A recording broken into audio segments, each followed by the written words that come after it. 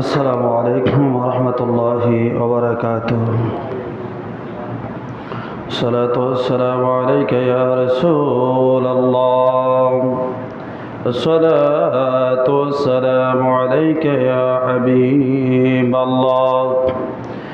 الصلاة والسلام عليك يا شفيع المذنبين. الصلاة والسلام عليك يا رحمة للعالمين. اللهم صل على سيدنا مولانا محمد وعلى آل سيدنا مولانا محمد. اللهم صل على سيدنا مولانا محمد وعلى آل سيدنا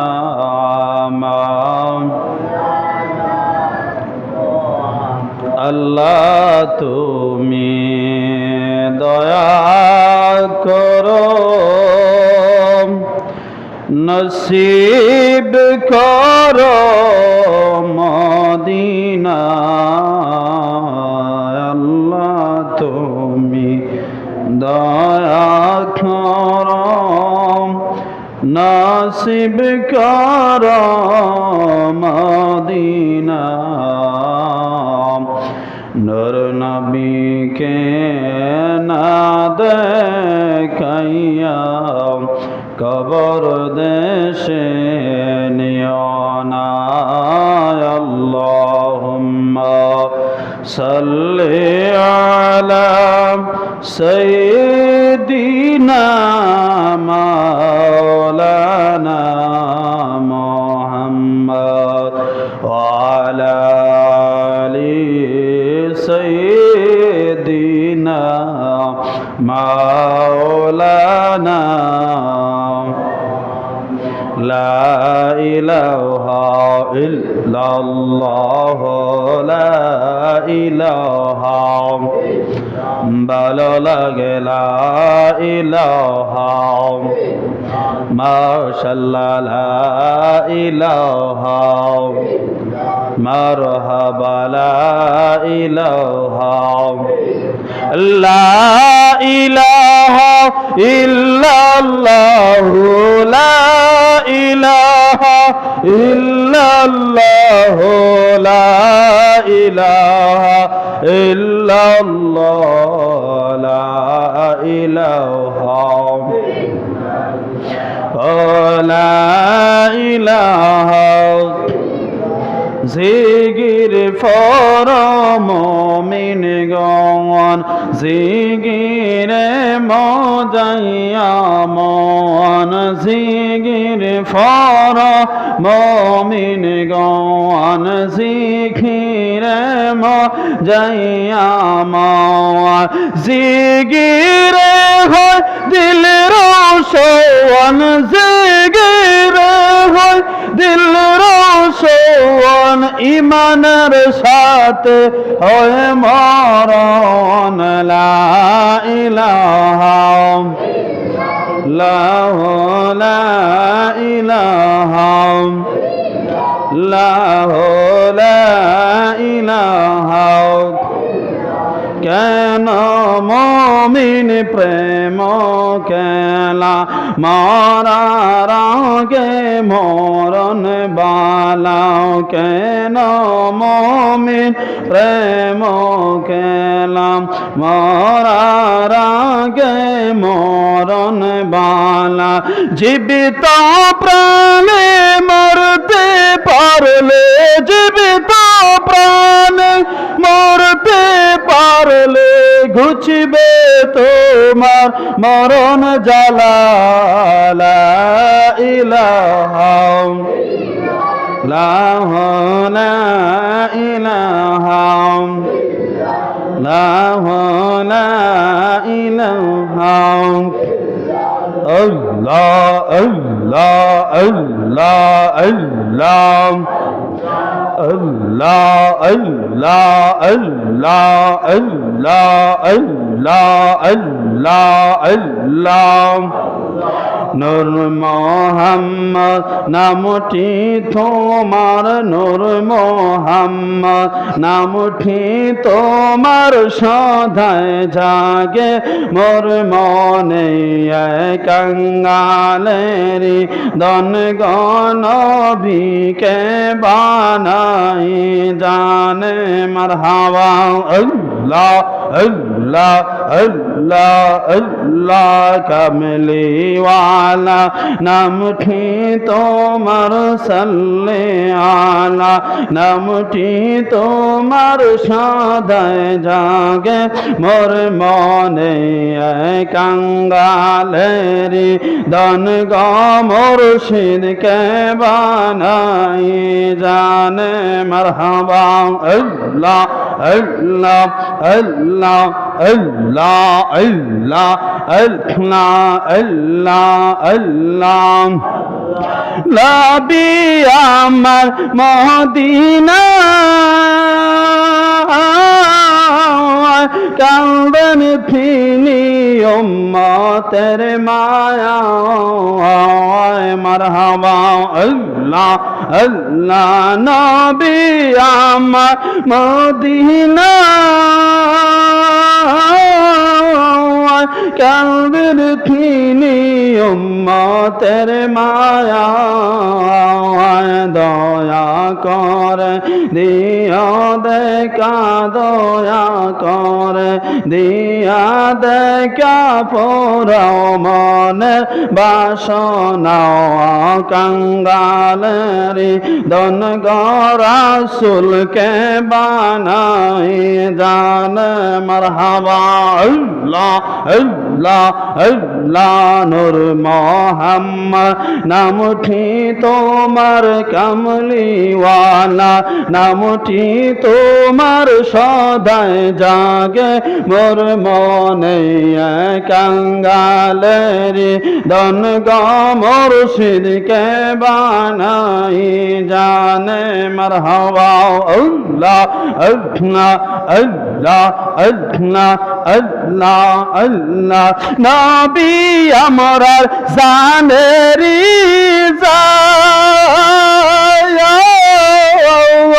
নবী মোদেরি মাওয়ার নবী আমরার জানেরি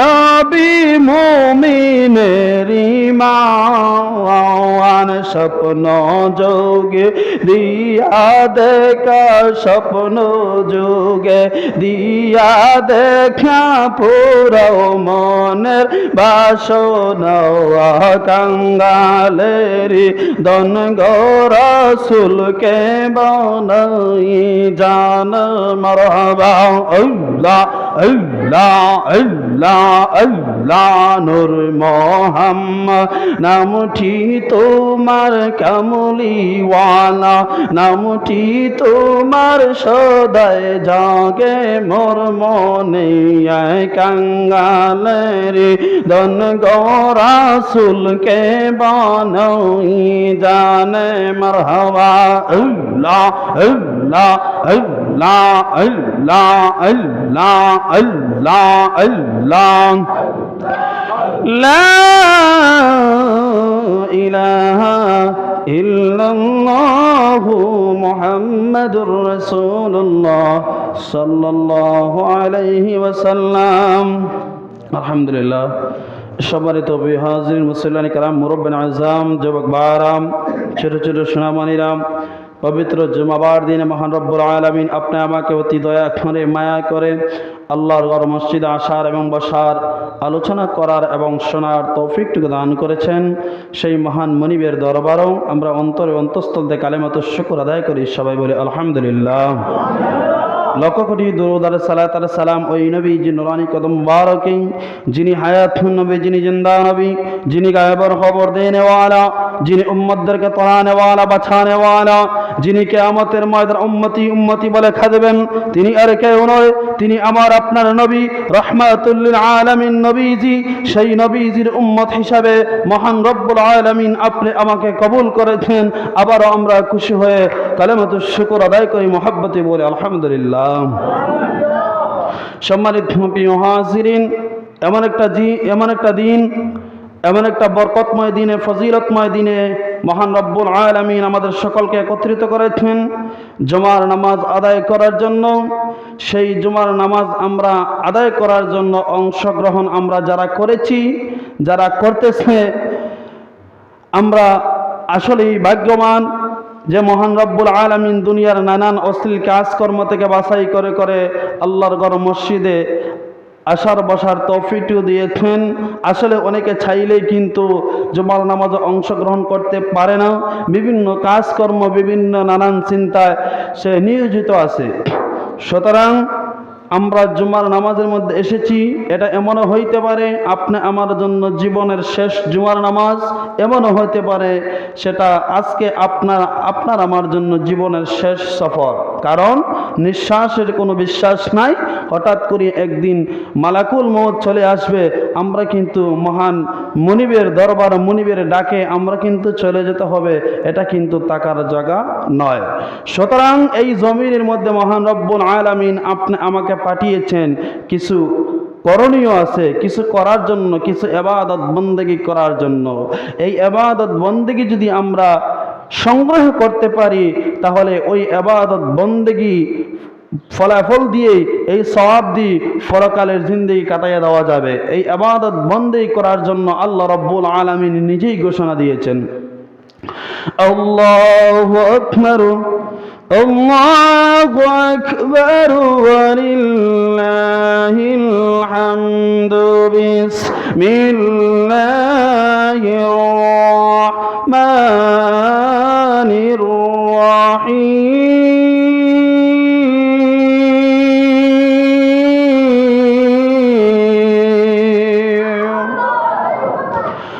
وما خلقت الجن والإنس إلا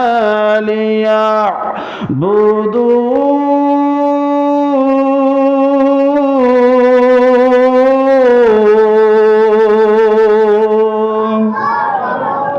আমার আল্লাহ রাব্বুল আলামিন বলেন, রে দুনিয়ার মানুষ তোমরা শুনে নাও, আমি আল্লাহ মানুষ এবং জিন জাতিকে সৃষ্টি করেছি আমি আল্লাহর ইবাদত বন্দেগী করার জন্য। সেটা নিজেই আমার আল্লাহ রাব্বুল আলামিন বলে দিয়েছেন, ইবাদত করার জন্য। তাহলে আপনারাই বলেন আমরা ইবাদত করব একজনের, জোরে বলেন তো তিনি কে? আর আওয়াজ দিয়ে বলেন তিনি কে? وإلهكم إله واحد لا إله إلا هو الرحمن الرحيم।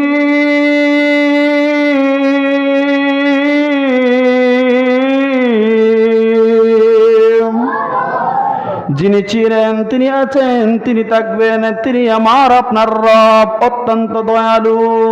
যিনি সেই মাওলার কাছে, দয়াময় প্রভুর কাছে যদি আমরা মিনতি করে, অনুনয় বিনয় করে যদি আল্লাহর কাছে আমরা ডাকতে পারি, আমার আল্লাহ বলেন, বান্দা তোমরা ডাকতে দেরি হবে, আমি আল্লাহ তোমাদের ডাকের সাড়া দিতে দেরি হবে না। আওয়াজ দিয়ে বলা যাবে কি সুবহানাল্লাহ। আমার আল্লাহ বলেন, বান্দা তোমাদেরকে আমি আল্লাহ সৃষ্টি করেছি একমাত্র আমি আল্লাহর গোলামি করার জন্য। রে বান্দা, ও বান্দা, তোমরা যখন আমি আল্লাহর গোলামি করো, ইবাদত করো, তখন আমি আল্লাহ অত্যন্ত খুশি হব। রে দুনিয়ার মানুষ, তোমরা যখন আমি আল্লাহর গোলামি করবা, তোমরা নিয়ত রাখিও তোমরা এক আল্লাহর সন্তুষ্টির জন্য তোমরা গোলামি করিও। কেননা দুনিয়ার মানুষ আমি আল্লাহর গোলামি তোমরা যখন করবায়, যেমন নামাজ পড়বায়, রোজা রাখবায়, তাওয়াফ করবায়, যাকাত দিবায়, এসব কিছু আমি আল্লাহর সন্তুষ্টির জন্য তোমরা আদায় করবায়। কেননা যদি লোক দেখানোর জন্য যদি আদায় করা হয়, এটা আল্লাহর দরবারে কবুল হবে না, ঝুলন্ত অবস্থায় থাকবে। আল্লাহ রাব্বুল আলামিন বলেন, বান্দা তুই যখন আমি আল্লাহর কুদরতি কদমের মধ্যে একটা সেজদা যখন দেস রে বান্দা, ওই সেজদার জায়গাটা আরশে আজিম পর্যন্ত পৌঁছায়া যায়। জোরে বলি সুবহানাল্লাহ। সেজদার এত পাওয়ার, সেজদার এত সম্মান, সেজদার এত মর্যাদা। বান্দা যখন নামাজ আদায় করবে, বান্দা যখন নামাজ পড়বে, তখন নামাজ পড়লে বান্দা দুনিয়ার নানান অশ্লীল কাজকর্ম থেকে বান্দা হেফাজত থাকে। আল্লাহ রাব্বুল আলামিন বলেন, আল্লাহ রাব্বুল আলামিন পবিত্র কালামুল্লাহ শরীফের মধ্যে কত সুন্দর করে স্পষ্ট করে বান্দাদেরকে বোঝাইয়া দিয়েছেন, রে বান্দা তোমরা যখন নিয়মিতভাবে আমি আল্লাহর 5 ওয়াক্ত নামাজ তোমরা আদায় করবা, তাহলে ওই নামাজের কারণে দুনিয়ার নানান অশ্লীল কাজকর্ম থেকে ওই নামাজে তোমাকে হেফাজত করব। জোরে বলি সুবহানাল্লাহ।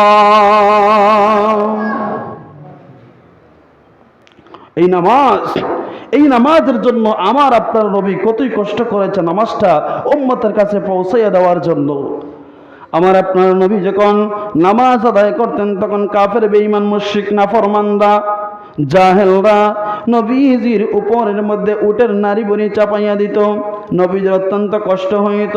জিবরাইল আইসা বলে, রাসূলুল্লাহ, ইয়া হাবিবাল্লাহ, নবী গো, আপনাকে যেই পরিমাণ কষ্ট দিতেছেন আমি জিবরাইল সহ্য করতে পারি না গো নবী, আপনি শুধু একবার অনুমতি দেন, আমি উহুদ পাহাড়টা উঠাইয়া ওই কাফেরদেরকে পাথর চাপা দিয়া মেরে ফেলি।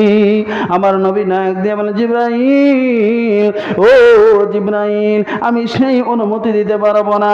যদি আমি অনুমতি দেই তাহলে ঠিকই তুমি পাথর চাপা দিয়া মেরে ফেলতে পারবা, কিন্তু তুমি যদি তাদেরকে মেরে ফেলো রে জিবরাইল, তাহলে আমি নবীজি কার কাছে কালেমার দাওয়াত দিব? আমি নবীজি কার কাছে নামাজের দাওয়াত পৌঁছাইয়া দিব রে জিবরাইল? না না না, এমন করা যাবে না। ও জিবরাইল, তুমি আল্লাহর কাছে বলিও আমার উম্মতেরা তারা বুঝতে পারে নাই, তারা চিনতে পারে নাই, না চিনিয়া না বুঝিয়া না জানিয়া আমি নবীকে কষ্ট দিয়েছে। আমার আল্লাহকে বলিও যেন আল্লাহ তাদেরকে হেদায়েত দান করে। জোরে বলা যাবে কি সুবহানাল্লাহ। আমার নবীকে এত পরিমাণ কষ্ট দেওয়ার পরে নবীজি তাদের জন্য দোয়া করেছেন যে আল্লাহ তাদেরকে হেদায়েত দিও, তারা বুঝতে পারে নাই। আমরা কিন্তু সেই নবীজির আমরা উম্মত, আমরা সেই নবীর উম্মত, সেই নবীদের আদর্শ আমাদের মধ্যে লালন করতে হবে। সেই নবীদের আদর্শ অনুযায়ী আমরা চলতে হবে। সম্মানিত প্রিয় হাজিরিন, নামাজ এমন একটা বিষয়, ওই নামাজের জন্য নবীজি কতই পরিমাণ কষ্ট করেছেন। নবীজি অসুস্থতা অবস্থায় আছেন, এমত অবস্থায় সাহাবীরা মসজিদের মধ্যে নামাজের অপেক্ষা করতেছে জামাত পড়ার জন্য। নবীজি ঘরের মধ্যে হুজরার মধ্যে অনেকটা প্রচন্ড অসুস্থ। নবীজি ডাক দিয়া বলেন, আম্মা জান আয়েশা সিদ্দিকা রাদিয়াল্লাহু তাআলা আনহুকে ডাক দিয়া বলেন, আয়েশা রে, ও আয়েশা, তুমি আমাকে একটু দইরা তুমি দাঁড় করাও। আয়েশা বলেন, ইয়া রাসূলুল্লাহ, ইয়া হাবিবাল্লাহ, আপনি তো অনেকটা অসুস্থ নবী গো, আপনি অসুস্থ শরীর নিয়ে আপনি দাঁড়াইতে পারবেন না গো নবী। আবার নবী বলেন, আয়েশা রে, তুমি আমাকে একটু কষ্ট করে দাঁড় করা, মসজিদে নববীর দিকে আমাকে তাকাইয়া দেখাও, মসজিদে নববীর মধ্যে দিয়ে আমাকে দাঁড় করাইয়া দাও। নবীজি যখন মসজিদে নববীর বরাবর যখন নবীকে দাঁড় করাইয়া দিলেন, আমার নবীজি তাকাইয়া দেখতেছেন মসজিদের মধ্যে কানায় কানায় মুসল্লিগুলা ভরপুর হয়ে গেল। আমার নবী চোখে পানি ছেড়ে কান্না করতেছেন। আমার আয়েশা সিদ্দিকা রাদিয়াল্লাহু তাআলা আনহা ডাক দিয়ে বলে, ইয়া রাসূলুল্লাহ, ইয়া হাবিবাল্লাহ, নবী গো, আপনি কেন কান্না করতেছেন গো নবী? আবার নবী ডাক দিয়ে বলে, আয়েশা রে, আয়েশা, এটা আমার জন্য কোনো কষ্টের কান্না নয়, এটা আমার জন্য কোনো দুঃখের কান্না নয়, এটা আমার জন্য আনন্দের কান্না। আজকে সেই নামাজের জন্য আমি কতই না কষ্ট করেছি, মানুষের কাছে পৌঁছাইয়া দেওয়ার জন্য কতই আঘাতপ্রাপ্ত আমি হয়েছি। কাফেররা আমাকে ডিল মেরেছে, আঘাত করেছে। আমি আজকে ওই নামাজগুলো মানুষের মধ্যে পৌঁছাইয়া দিতে পেরেছি। আমার উম্মতেরা জামাতবন্দি হয়ে সারিবদ্ধ হয়ে নামাজ আদায় করার জন্য অপেক্ষা করতেছে। এই দৃশ্য দেখে আমি নবীজি আনন্দে আসতেছি। জোরে বলা যাবে কি সুবহানাল্লাহ? নবীজি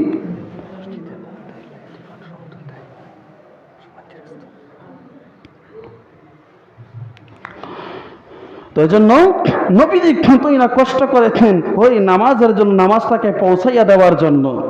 আজকে আমরা সেই নবীর উম্মত হিসাবে আমরা বলেন তো আমরা কয়েক আমরা নামাজ পড়ি? বাবারে, নামাজ রোজা ইবাদত বন্দেগী ছাড়া কিয়ামতের ময়দানে কিন্তু ছাড় পাবেন না। আপনি নামাজ পড়ে দেখেন, আল্লাহর সন্তুষ্টির জন্য নামাজ পড়ে দেখেন, আপনার মনের মধ্যে অত্যন্ত শান্তি লাগবে। এখন বলতে পারেন হুজুর অনেক মানুষ আছে তো নামাজ পড়ে রোজা রাখে কিন্তু সে তো দান নামান্দা ছাড়ে না, নামাজ পড়ে লাভ কি? আসলে রে বাবা, নামাজের কোনো দোষ নাই। দোষটা হয়েছে তার ব্যক্তিগত দোষ। তার ব্যক্তিগত দোষের কারণে নামাজ তাকে অ্যাকশন করতে পারে নাই। সে নামাজ পড়ে লোক দেখানোর জন্য, আর তার মনে মনে তাকে মনে মনে তার বিভিন্ন দান্দাবাজ থাকে, যার কারণে নামাজে পরিবর্তন হতে পারে নাই। আপনি আল্লাহর জন্য নামাজ পড়ে দেখেন, ওই নামাজে আপনাকে অবশ্যই অবশ্যই আপনাকে পরিবর্তন করবে। নামাজ আপনি পড়বেন দেখবেন অশ্লীল কাজ কর্ম থেকে আপনাকে হেফাজত রাখবে। শুধু তাই নয়, যেই ব্যক্তি আল্লাহর জন্য 5 ওয়াক্ত দৈনিক নামাজ পড়ে, কাল কিয়ামতের ময়দানে ওই ব্যক্তির চেহারার মধ্যে আল্লাহর নূর চমকাইবে। জোরে বলি সুবহানাল্লাহ। নামাজি ব্যক্তিকে আল্লাহ রাসূল বলে, আমার উম্মতদেরকে, আমার নামাজি উম্মতদেরকে আমি বেছে বেছে বার করব। আম্মা জানা আয়েশা সিদ্দিকা রাদিয়াল্লাহু তাআলা আনহা বলেন, ইয়া রাসূলুল্লাহ, আপনি কিভাবে তাদেরকে আপনি চিনবেন? আমার নবী বলেন, কিয়ামতের ময়দানে আমার ওই সব নামাজি উম্মতদেরকে আমি চিনে চিনে জান্নাতের মধ্যে নিয়ে যাব। কিভাবে? কারণ আমার ওই সব নামাজি উম্মতের চেহারার মধ্যে আল্লাহর নূর চমকাইব। জোরে বলি সুবহানাল্লাহ। আপনি ওযু করেন, সুন্দরভাবে ওযু করেন, কিয়ামতের ময়দানে ওই ওযুর জায়গার মধ্যে আল্লাহর নূর চমকাইবে। জোরে বলি সুবহানাল্লাহ। সাহাবীরা এই কথা যখন শুনলেন, সাহাবীরা এই কথা শোনার পর তারা হাত ধুইতেন এতটুকু পর্যন্ত, কবজির উপর পর্যন্ত। যখন কোন পর্যন্ত ধুইতেন, কোনের উপর পর্যন্ত ধুইতেন। অন্যান্য সাহাবী জিজ্ঞাসা করলো, ও আল্লাহর নবীর সাহাবী, আপনি এত পরিমাণ কেন হাত ধৌত করতেছেন? ওই সাহাবী ডাক দিয়ে আমার নবীর সাহাবী রে, আমার নবীজি বলেছেন যতটুকু জায়গা পর্যন্ত ওযুর পানি লাগবে ততটুকু জায়গা পর্যন্ত কিয়ামতের ময়দানে আল্লাহর নূরে ঝলমল ঝলমল করবে। জোরে বলি সুবহানাল্লাহ। আর এখন তো আমরা ওযু করি, এটা ফাইকারি ওযু। কোন সুরত মুখের মধ্যে পানিটা দেই আর কোন সুরত হাতটা ধুই। আরে বাবা, এরকম করলে হবে না। সুন্দরভাবে আপনি ওযু করে পাক পবিত্র হতে হবে। শুধু তাই নয়, নামাজি ব্যক্তির জন্য কতটুক সুসংবাদ দেখেন। কিয়ামতের ময়দানে ওই নামাজি ব্যক্তি সর্বপ্রথম আল্লাহর জান্নাতের মধ্যে প্রবেশ করবে। জোরে বলি সুবহানাল্লাহ। কিয়ামতের ময়দানে নামাজি ব্যক্তিকে ঘোষণা দেওয়া হবে, রে নামাজি লোকেরা রে, নামাজি ব্যক্তি তোমরা আল্লাহর জান্নাতের মধ্যে চলে যাও। তখন ইন দি মিন টাইমে নামাজি ব্যক্তিরা 3টা কাতার হয়ে যাবে। নামাজি ব্যক্তিরা 3টা কাতার হয়ে যাবে। যখন প্রথম ব্যক্তিরা জান্নাতের মধ্যে চলে যাইতে লাগবে, জান্নাতের গেইটের মধ্যে যাবে, যাওয়ার ফলে জান্নাতের প্রহরীরা, জান্নাতের গেইটের দারোয়ানেরা ডাক দিয়ে বলবে, কে গো কে, তোমার পরিচয় কি? তুমি কোথায় থেকে আসছো? তোমার চেহারার মধ্যে এত নূর চমকাইতেছে কেন? তোমার চেহারার মধ্যে এত মায়া মায়া লাগতেছে কেন? তোমার পরিচয়টাকেই জানতে চাই। তখন ওই নামাজি ব্যক্তি ডাক দিয়ে বলল, রে জান্নাতের প্রহরীরা রে, আমরা আর কেউ না, আমরা আখির জামানের পয়গম্বর নবী মুহাম্মদুর রাসূলুল্লাহ সাল্লাল্লাহু আলাইহি ওয়াসাল্লামের নামাজি উম্মত। আওয়াজে মানি না, জোরে বলেন সুবহানাল্লাহ। তারা যখন এইভাবে পরিচয় দিবেন আখিরি জামানার পয়গম্বর নবীজির উম্মত, তখন ফেরেশতারা ডাক দিয়া বলবে, ওগো আখিরি জামানার পয়গম্বরের উম্মত, তোমরা নামাজি উম্মত, ঠিক আছে বুঝলাম। তাহলে তোমাদের কাছে জানতে চাই, তোমরা নামাজের প্রতি কেমন যত্নশীল ছিলা, কেমন নামাজের প্রতি আবেদ ছিলা, একটু জানতে চাই। তখন ওই নামাজি উম্মতরা ডাক দিয়া বলবে, ওগো জান্নাতের প্রহরীরা, তোমরা শুনো শুনো শুনো শুনো, যখন মসজিদের মধ্যে মুয়াজ্জিন আযান দিত হাইয়া আলাস সালাহ হাইয়া আলাল ফালাহ, তখন আমরা আর দেরি করতাম না, আমরা হাজার কাজ কর্ম ফেলে দিয়া ওযু কইরা দৌড়াইয়া আল্লাহর ঘর মসজিদের মধ্যে চলে যাইতাম। জোরে বলি সুবহানাল্লাহ। ফেরেশতারা বলে আহলান সাহলান, স্বাগতম, যাও তোমরা নামাজের প্রতি এত যত্নশীল হওয়ার কারণে আল্লাহ তাআলা তোমাদের চেহারার মধ্যে নূর চমকাইয়া দিয়েছে, তোমাদের চেহারার মধ্যে জলমল করতেছে, যাও তোমাদের জন্য আল্লাহ তাআলা জান্নাত বানাইয়া রাখছে, তোমাদের জন্য এই জান্নাতের মধ্যে আল্লাহ তাআলা এই নাস নিয়ামত তৈরি করে রাখছে, যাও যাও যাও তোমরা জান্নাতের মধ্যে চলে যাও। এইভাবে ফেরেশতারা আহলান সাহলান স্বাগতম জানাইয়া জান্নাতের মধ্যে পৌঁছাইয়া দিবে। এবার আসবে দ্বিতীয় কাতারের লোকেরা চলে আসবে, আসার পরে জান্নাতের প্রহরীরা ডাক দিয়া বলবে, কে গো কে, তোমার পরিচয়টা কি, তোমাদের চেহারার মধ্যে এত এত নূর চমকাইতেছে কেন, এত জলমল করতেছে কেন, তোমরা কি, তোমরা পরিচয় দাও।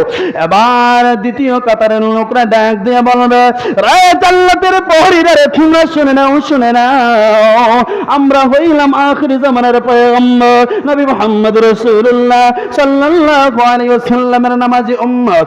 জান্নাতের প্রহরীরা ডাক দিয়া বলবো, একটু আগে এক কাতারের লোক গেল, তারাও বলল আখিরি জামানার পয়গম্বর উম্মত, তোমরাও তো আখিরি জামানার পয়গম্বর উম্মত, কিন্তু এখন জানতে চাই তাদের চেহারার মধ্যে নূর চমকাইল, এখন দেখি তোমার চেহারার মধ্যে তার চাইতে আর বেশি নূর চমকাইতেছে, তার কারণটা কি জানতে চাই, তুমি কি কারণে, কোন কারণে এত সব আলোকিত তোমার চেহারার মধ্যে জলমল শুরু হয়ে গেল, জানতে চাই। তখন ওই নবীজির উম্মত ডাক দিয়ে বলবে, ওগো জান্নাতের প্রহরীরা রে, তোমরা শুনে নাও, আমরা যখন দুনিয়ার জমিনের মধ্যে যখন আজানের টান হয়ে যাইতো, যখন হয়ে যাইতো, আমরা সব কাজ কর্ম ফেলে দিয়া আমরা দৌড়াইয়া মসজিদের মধ্যে চলে যাইতাম, যাইয়া মসজিদের মধ্যে বৈশা আল্লাহর তাসবিহ টিপতাম। জুড়ে বলা যাবে কি সুবহানাল্লাহ। আজান শোনা মাত্রই তারা দৌড়াইয়া আল্লাহর ঘর মসজিদের মধ্যে চলে আসতো, আইসা তারা বৈশা দুনিয়া দাবি কথাবার্তা না বলে তারা কি করত, তারা আল্লাহ তাসবিহ বইয়া পড়তো। বাবারে এখন দেখা যায় বিভিন্ন জায়গার মধ্যে, বিভিন্ন মসজিদের মধ্যে তারা ইবাদত বন্দেগী তৈয়া তারা টাইম মতো জামাত পড়ে, এর আগে তারা গল্প শুরু করে দেয়। বাবারে আপনাদের কাছে আমি অনুরোধ করে বলবো, এটা আল্লাহর ঘর মসজিদ, আল্লাহর মসজিদের মধ্যে আইসা এটা ইবাদতের জায়গা, এটা কোনো দুনিয়াদাবি কথাবার্তা বলার কোনো জায়গা নয়। আমি অনুরোধ করে বলবো আপনারা মসজিদে আসেন, সমস্যা না, আইসা দুনিয়াদাবি কোনো কথাবার্তা না বলিয়া হাতে তাসবিহ নিয়া, বিভিন্ন তাসবিহ আছে, তাসবিহ পড়েন সুবহানাল্লাহ, আলহামদুলিল্লাহ, আল্লাহু আকবার, লা ইলাহা ইল্লা আনতা সুবহানাকা ইন্নী কুনতু মিনাজ জালিমিন, ইয়া সালাম, বিভিন্ন তাসবিহ আছে। এই তাসবিহগুলো আপনারা মসজিদের মধ্যে পড়েন, মসজিদের আদব বজায় রাখেন। মসজিদের আদব যখন বজায় রাখবেন তখন আল্লাহ খুশি হবেন, আল্লাহ খুশি হয় আপনার প্রতি আল্লাহ রহমত নাজিল করে দিবে। জোরে বলি সুবহানাল্লাহ। আর যদি বাবা এগুলা যদি মানেন না, তাহলে আমার কিছু করার নাই, কারণ আপনাদের প্রতি আল্লাহ লানত করবে। আর যেই ব্যক্তির প্রতি আল্লাহ লানত করে যায়, তার দুনিয়াও অন্ধকার, তার আখিরাতও অন্ধকার। জুড়ে বলি নাউযুবিল্লাহ। এজন্য বাবা আমরা বিভিন্ন সময় দেখতে পাই, এজন্য অনুরোধ করে বল, মসজিদের মধ্যে আইসা কোনো কথাবার্তা বলবেন না, একদম চুপ, কোনো কথাবার্তা বলবে না, দুনিয়াদাবি কোনো কথাবার্তা বলবে না। যদি বলার থাকে মসজিদের বাহিরে যেয়ে বলবেন, কারণ আল্লাহর ঘরকে সম্মান দেন, ইজ্জত দেন, আল্লাহ খুশি হবেন। আদবের সহিত বসে আল্লাহ খুশি হবেন। আদবে হয় আউলিয়া হইতে গেলে বেশি সময় লাগে না। আল্লাহর ঘরকে সম্মান দিন, আল্লাহ খুশি হবে। আল্লাহ তাআলা আপনার অন্তরের মধ্যে একটা রহমতের জ্যোতি পয়দা করে দিবে। দেখবেন এই রহমতের জ্যোতি যখন পয়দা করে দিবে, তখন এই অন্তরে চোখ দিয়া 7 আসমান 7 জমিন পর্যন্ত দেখতে পারবে। জোরে বলি সুবহানাল্লাহ। এজন্য আল্লাহর ঘরের প্রতি খেয়াল রাখবেন, আল্লাহর ঘরকে ইজ্জত দিবেন, আল্লাহর ঘরকে সম্মান দিবেন। দেখবেন আল্লাহ তাআলা আপনাকে সম্মান দিবে, ইজ্জত দিবে, আল্লাহ তাআলা আপনাকে মায়া করবে। শুধু তাই নয়, এবার 3 নম্বর কাতারের লোক চলে আসলো। 3 নম্বর কাতারের লোক চলে আসার পরে জান্নাতের প্রহরীরা ডাক দিয়া বলে, কে গো কে, তোমার পরিচয়টা কি, তোমার পরিচয় জানতে চাই। তোমাদের চেহারার মধ্যে এত সুন্দর কেন দেখা যাইতেছে, এত আলোকিত কিভাবে হয়ে গেল? তখন তারা পরিচয় দিব, আমরা কেউ না, আমরা শেষ নবীর উম্মত। তখন বলবো শেষ নবীর উম্মত তো আরো 2 কাতার চলে গেল, তাদের চেহারাও তো সুন্দর ছিল, তার চাইতে তোমাদের চেহারা আরো বেশি সুন্দর, তার কারণটা কি জানতে চাই। তখন ওই উম্মতেরা ডাক দিয়া বলে, জান্নাতের প্রহরীরা তোমরা শুনে নাও, আমরা হইলাম শেষ নবীর নামাজি উম্মত। নামাজের প্রতি তোমাদের কেমন যত্ন ছিল। আমরা যখন মসজিদের মধ্যে যখন নামাজের ওয়াক্ত শুরু হয়ে যাইতো, আজানের আগে ওয়াক্ত যখন শুরু হয়ে যেত, ওখানে শুরু হওয়া মাত্রই আমরা আর কোনো কথাবার্তা বলতাম না, আল্লাহর নাম নিয়ে নিয়ে নিয়ে নিয়ে ঘর থেকে বের হয়ে যাইতাম। বের হয়ে যাইয়া মসজিদের বারিন্দার মধ্যে অর্থাৎ মসজিদের সামনে বসে থাকতাম। বসে বসে সুবহানাল্লাহ আলহামদুলিল্লাহ তাসবিহ পড়তাম। আর মুয়াজ্জিন যখন আজান দিত, আমরা মসজিদের মধ্যে বৈশা বৈশা আল্লাহর আল্লাহু আকবারের ধ্বনি আমরা শুনতাম। যার কারণে আল্লাহ তাআলা দয়া করিয়া মায়া করিয়া আমাদের চেহারার মধ্যে আল্লাহ তাআলা নূরের ঝলক পয়দা করে দিয়েছে।